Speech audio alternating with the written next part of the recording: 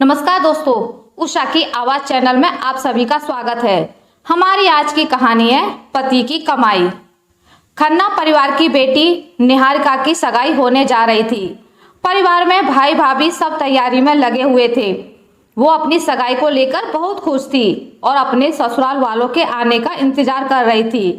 दोपहर तक सभी ससुराल वाले आ गए। निहारिका सभी से मिली, पर उसने एक बात गौर की कि उसकी जेठानी इस रस्म में नहीं आई थी। ये देखकर वो हैरान थी। निहारिका की सगाई कपिल से होने जा रही थी। कपिल ने तो बताया था कि उसके बड़े भैया सुधीर और भाभी रितिका भी हैं, और इससे आगे उसने कुछ नहीं बताया। हालांकि ये सगाई जल्दबाजी में हो रही थी। कपिल की दादी जी बीमार हैं और वो जाने से पहले अपने सबसे लाडले पोते की शादी देखना चाहती थी। उसे अपने जेठ और जेठानी की कमी महसूस हो रही थी। दो ही तो भाई थे, उनमें से भी एक नहीं आया। उसने कपिल से पूछा तो वो बोला, बाद में आराम से बात करते हैं। सगाई का कार्यक्रम हो गया और कुछ दिनों बाद शादी थी। निहारिका अपनी शादी की तैयारी में लग गई। शादी में भी उसके जेठ जेठानी नहीं आए। इस बात से वो बहुत परेशान थी। आखिर ऐसा क्या हो गया जो उसके सगे जेठ जेठानी शादी में नहीं आए। ससुराल में उसका भव्य स्वागत हुआ।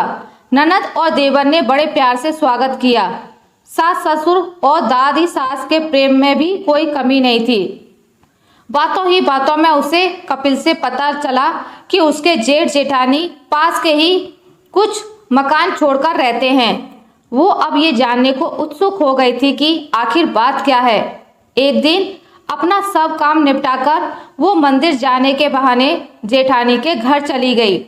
उसकी जेठानी ने दरवाजा खोला और उसे वहीं बाहर ही रुकने को कहा। निहारिका को बड़ा ही अजीब लगा, लेकिन थोड़ी देर बाद ही वो आरती की थाल लेकर आई। निहारिका, तुम पहली बार अपनी जेठानी के घर आई हो तो आरती के बिना अंदर कदम नहीं रख सकती हो।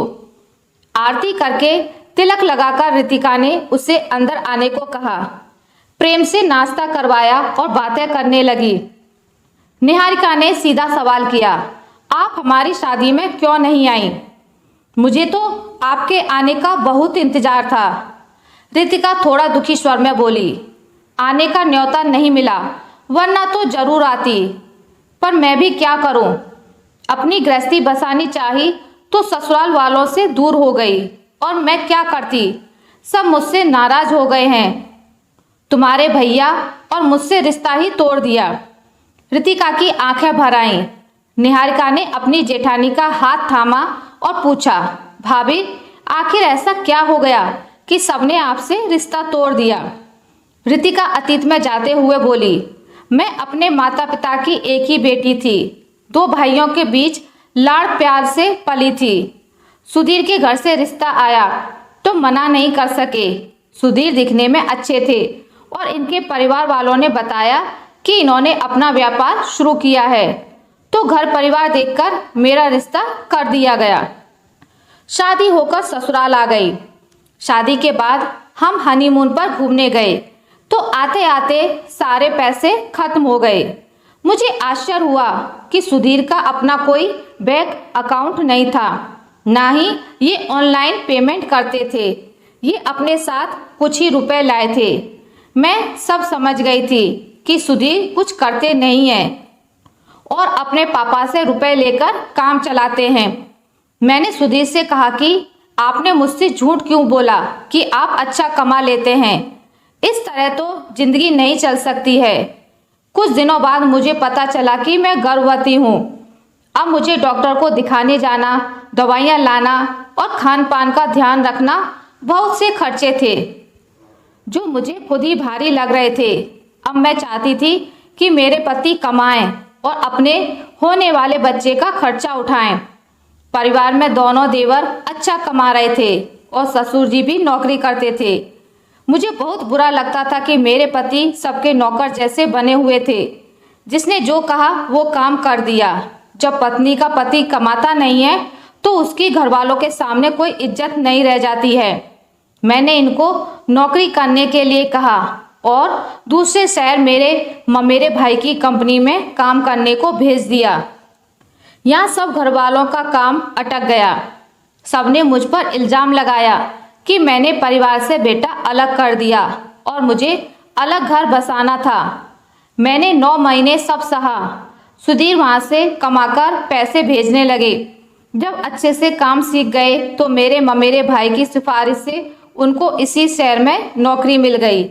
मुझे इज्जत से रहना था तो मैंने अलग रहने का फैसला किया, क्योंकि दोनों देवर की कमाई के मुकाबले सुधीर कम ही कमाते थे।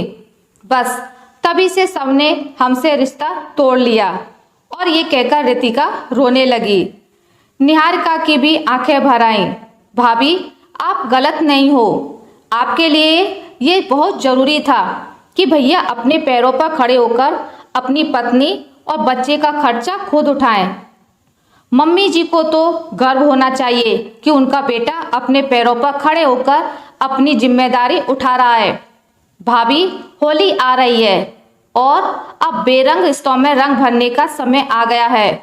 बहुत जल्दी हम सब साथ में होंगे। आप होली के दिन भैया को लेकर घर आ जाइए। मैं सबसे बात करके सब ठीक कर दूंगी। ये कहकर निहारिका घर चली आई। कुछ दिनों बाद निहारिका का जन्मदिन आया। घर वाले बहुत खुश थे।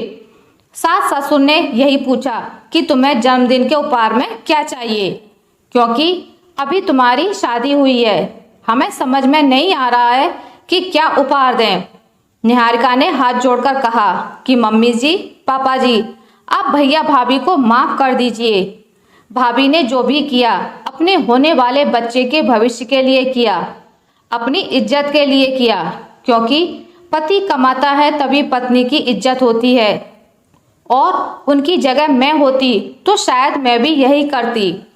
निहारिका की बात सुनकर सबकी आंखें भर आईं। सच सबको पता था, लेकिन अहंकार को लेकर सब बैठे थे। अगले 2 दिन बाद होली थी। सुबह सुबह दरवाजे पर रितिका और सुधीर अपने बच्चे को लेकर आ गए। सास ससुर जी ने उन्हें माफ़ कर दिया। सभी भाई बहन आपस में गले लग गए। सारे गिले शिकवे आंसुओं में बह गए। सब एक ही रंग में रंग गए। निहारिका ने अपनी कोशिशों से घर परिवार को एक कर दिया। जो रिश्ते फीके बेरंग हो गए थे उनमें रंग भर गए। आशा करती हूँ आपको मेरी आज की कहानी अच्छी लगी होगी। अगर आपको मेरी कहानी अच्छी लगी है तो इसे लाइक करें, ज़्यादा से ज़्यादा शेयर करें, और अगर आप मेरे चैनल पर नए हैं तो इसे सब्सक्राइब करना ना भूलें। मिलते एक नई कहानी के साथ, तब तक के लिए नमस्कार।